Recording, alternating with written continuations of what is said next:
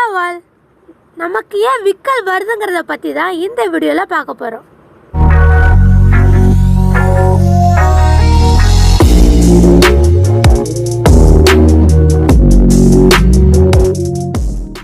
ஒருவருக்கு விக்கல் வரும்போதெல்லாம் அவர் யாரோ ஒருவர் நினைவு கூறப்படுகிறார் என்று அடிக்கடி குறிப்பிடப்படுகிறது. சிலர் விக்கல் எடுப்பவர் ரகசியமாக எதையாவது சாப்பிட்டு விட்டார் என்று சொல்லும் அளவிற்கு செல்கிறார்கள். உண்மையில் இவை அனைத்தும் கட்டுக்கதைகள். இது உடலின் ஒரு அனிச்சை செயலாகும். இதன் மூலம் உடல் தன்னை பாதுகாத்துக் கொள்கிறது. இப்பொழுது ஒரு கேள்வி எழுகிறது, நமக்கு ஏன் விக்கல் வருகிறது? விக்கல் என்பது குறுகிய, கூர்மையான மற்றும் மிக திடீரென காற்றின் சுவாசமாகும். இது நமது சுவாச தசைகள் துடிக்கும் போது ஏற்படும். இது நம்மை மூச்சு திணற வைக்கிறது. மார்புக்கும் வயிற்றுக்கும் இடையில் ஒரு உதர விதானம் உள்ளது. காற்றை உள்ளிழுக்கும் போது இந்த உதர விதானம் கீழே சென்று வயிற்றை செயலாக்குகிறது. இதன் காரணமாக நுரையீரல் காற்றால் நிரப்பப்படுகிறது. காற்றை வெளியேற்றும் போது உதர விதானம் மேலே சென்று நுரையீரலில் இருந்து காற்று வெளியேறுகிறது. இதனால் உதர விதானம் மேலும் கீழும் சென்று எந்த சப்தமும் செய்யாமல் சுவாச செயல்முறை இடைவிடாமல் தொடர்கிறது. உதர விதானம் ஒரு பிஸ்டன் போல் செயல்படுகிறது.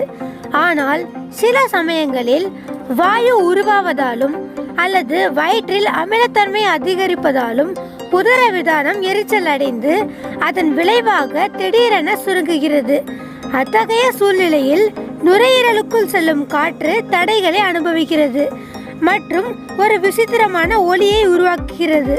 இது ஒன்றும் விக்கல் அல்ல. அத்தகைய உடல் வாயு அல்லது விரும்பத்தகாத உணவுப் பொருட்களை வயிற்றிலிருந்து வெளியேற்ற முயற்சிக்கும் ஒரு செயல்முறையாகும். இதனால் சுவாசம் தடையின்றி இருக்கும். குடிப்பதால் உதர விதானம் சுருங்குவது அல்லது அதன் அருகே கட்டியின் வளர்ச்சியும் விக்கல் ஏற்படுவதற்கான ஒரு காரணமாகும். அதிகமாக சாப்பிடுவது அல்லது அதிகமாக குடிப்பது அல்லது மிக வேகமாக குடிப்பதால் விக்கல் ஏற்படுகிறது. இது தாது கோளாறுகள் மற்றும் மூளை தண்டு நோய்க்கான அறிகுறியாகவும் இருக்கலாம்.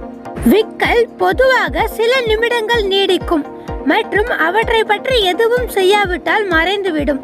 விக்கலை நிறுத்துவதற்கான சிறந்த வழி ஒரு கிளாஸ் குளிர்ந்த நீரை குடிப்பதாகும்.